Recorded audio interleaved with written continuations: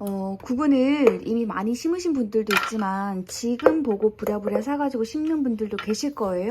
구근을 이제 심을 때 우리는 보통은 흙을 사서 심잖아요. 근데 이 흙을 요즘은 보통은 가볍게, 원예용으로는 흙이 가볍게 나오거든요.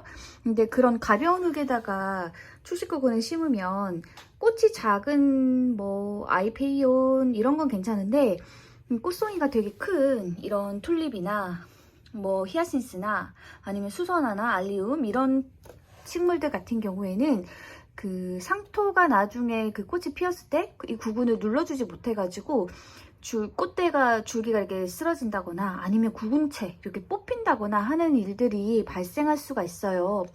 그래서 정작 꽃이 폈을 때 예쁘게 봐야 되는데 애들이 휘청휘청거리거나 기울어져 있거나 하면은 너무 속상하니까 그렇지 않게 심어주려면 우리가 바깥처럼 2.5배 깊이로 심어주면 아무리 가벼운 흙이라도 좀 눌러주겠죠. 그런데 우리가 원예용으로 또 심을 때는 이렇게 높이가 충분하지 않은 화분에다가 또 많이 심잖아요.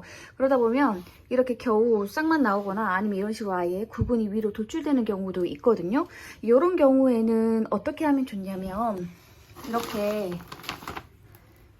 마사토처럼 무거운 흙, 밀도 대비 무거운 흙들을 아래는 채워주지 마시고요. 아래는 상토로 채우더라도 이제 위에는 이렇게 덮어주면, 많이 덮어주면 괜찮죠.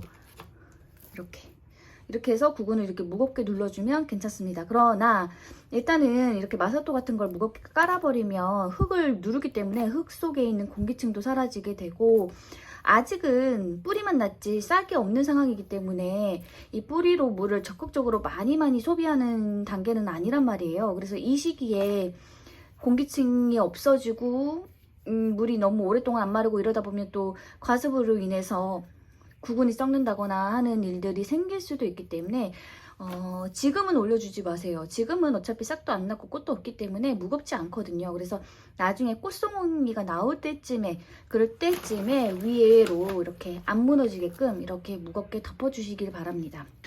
그리고 이제 얼마 전에 이제 수선화를 키우시는 분이 이제 뿌리가 썩어서 그 부분을 도려냈는데 새로 건강한 뿌리가 났는데 그게 또 썩었다라고 말씀해 주셔가지고 원래 처음에는 좀 새로 돋아난 뿌리가 여러 가지 문제로 좀 썩을 수는 있거든요. 그런데 그 부분을 도려내고 다시 났는데 그 부분이 또 썩으면 그거는 이제 온도 문제거든요. 그래서 그분한테 어느 온도에서 키우냐고 여쭸더니 따뜻한 곳에서 키웠다고 하더라고요.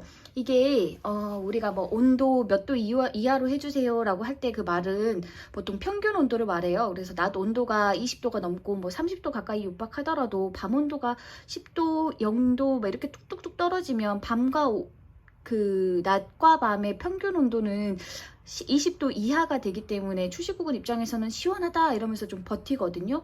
그런데 실내 같은 경우는 24시간 난방을 하기 때문에 실내 온도가 그래도 평균 온도가 20도 이상이 되어버려요. 그래서 이런 환경에서는 초식구분들이 자라기가 어려워요.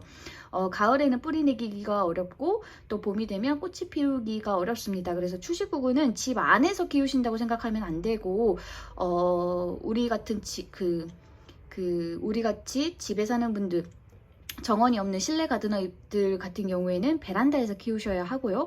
베란다가 없으면 창가에서 키우셔야 돼요. 난방을 안 하는 방의 창가에서 키우셔야 합니다. 어쨌든 그래서 그분은 이제 차갑게 키우신다고 했고요. 그분이 하시는 말을 이렇게 보고 있으니까 수선화를 수경재배로 키우고 있나? 라는 생각이 들더라고요. 그래서 수경재배에 대해서 좀 더 얘기를 드리면 좋겠다 라는 생각이 들어서 이걸 갖고 왔는데, 저 같은 경우는 올해 수경재배는 딱 이렇게 2개만 하고 있을 건데 보시다시피 물이 없죠. 아니, 수경재배인데 물이 안 보이고 막 돌멩이들이 보이죠.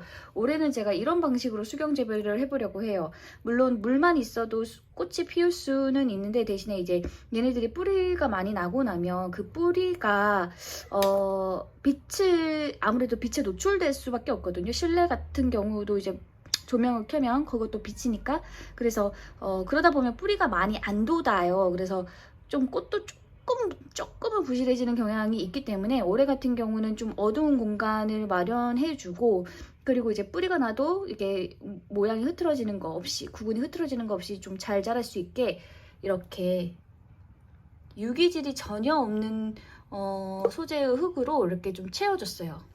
이걸 수경재배라고 엄밀한 의미로 수경재배라고 말할 수는 없지만 넓은 의미의 수경재배에는 속하지 않을까 싶습니다. 어쨌든 무기질 소재로만 이렇게 꽉꽉 채워가지고 이렇게 수경재배식으로, 그래서 이렇게 보면 막혀 있어요. 그리고 물은 당연히 이렇게 하더라도 물은 딱 밑에, 구분 밑에 뿌리 부분만 닿을 정도로만.